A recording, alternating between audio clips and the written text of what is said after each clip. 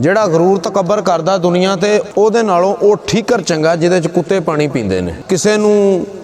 ਗਰੂਰ ਹੈ ਦੌਲਤ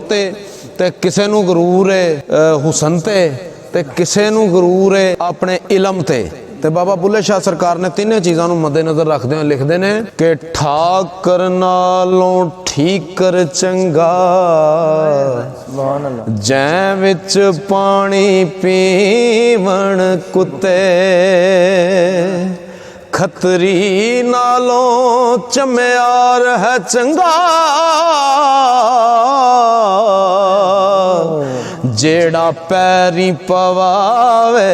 जुते ते मुल्ला नाला जेड़ा इलम ते गरूर करते ने मुल्ला नाला कुकड़ चंगा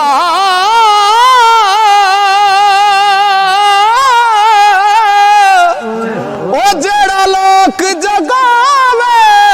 सुते बुल्ले शाह तू भी यार मना ले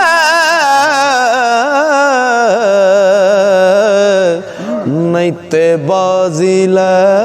गए कुत्ते।